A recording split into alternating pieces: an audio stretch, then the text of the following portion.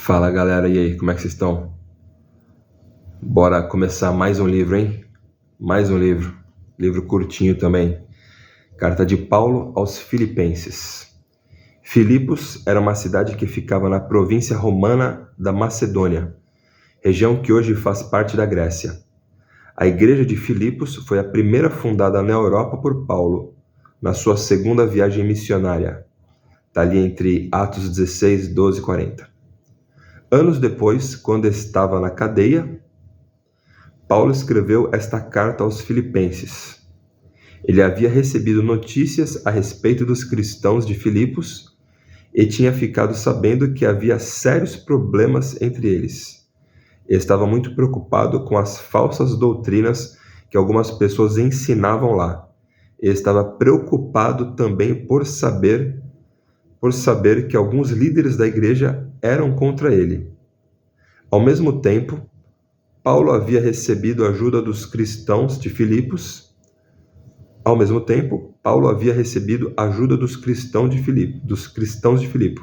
Filipos.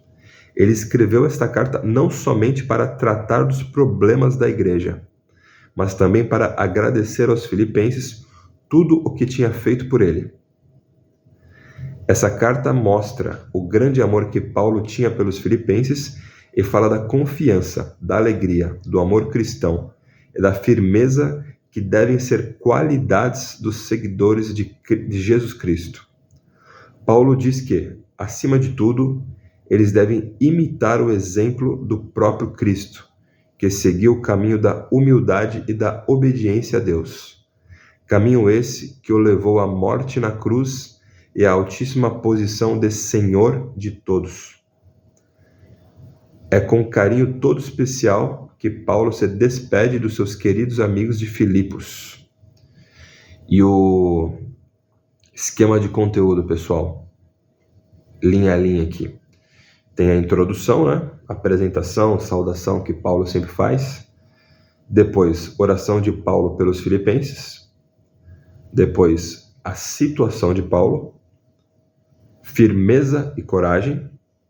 A humildade e a grandeza de Cristo. Vivendo como filhos de Deus. Planos de Timóteo e de Epafrodito. Fazia tempo que eu não tinha o nome desses, né? Planos de Timóteo e de Epafrodito, completamente unidos com Cristo. A corrida do cristão. Conselhos. Em penúltimo, agradecimento de Paulo. E por último, como sempre, saudações e bênção. Estava lendo aqui, né? E refletindo aqui sobre as situações. E estava muito preocupado com as falsas doutrinas que algumas pessoas ensinavam lá. 3 pontinhos. Estou lendo o livro 2000 anos depois e o ser humano ainda inventa doutrina e seita e pega uma palavra que é pura e distorce de um lado, distorce para o outro e faz o livro assistente à Bíblia, né? É complicado, né? Quando eu penso assim, quando uma seita que se diz cristã, ou alguma seita ou algum antro que se diz cristão, pega e escreve um outro livro para eles seguirem de doutrina paralelo a esse livro aqui, minha interpretação, se eu estou te falando da minha interpretação, é tipo assim, ó, isso aqui, ó, a Bíblia não é suficiente. O que Davi, Salomão, Moisés, Jeremias, Daniel, o que todos os 60 e tantos profetas, né?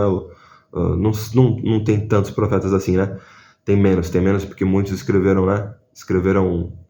Muitos escreveram muitos livros, né? Só Paulo escreveu 12 ou 13.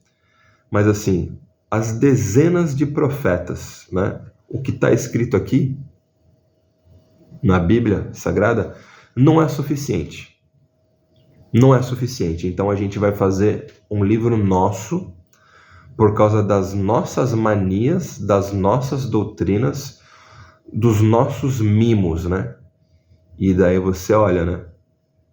Tem igreja que a mulher não corta o cabelo, tem igreja que o cara não pode comer camarão, tem igreja que ele tem uma outra Bíblia dele, paralela à Bíblia, e daí tem seita que diz que lê a Bíblia, mas não aplica a Bíblia, e se tu sair daquela seita, tu tem sérios problemas espirituais e maldições.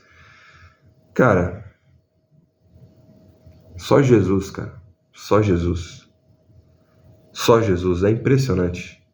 É impressionante. É impressionante. A vida é simples, simples, simples, simples. A vida é simples, mas o ser humano, ele dá um jeito de complicar. O ser humano, ele dá um jeito de se envolver com o que não deve e colocar pelo em ovo, né? O ser humano dá um jeito de colocar pelo em ovo quando ele cria livros paralelos ao que o Senhor Jesus Cristo nos entregou, né? É isso aí, pessoal. Viajei demais já. Que Deus abençoe vocês. Vamos começar a leitura de Filipenses, então. Deus abençoe vocês todos aí. Bom dia.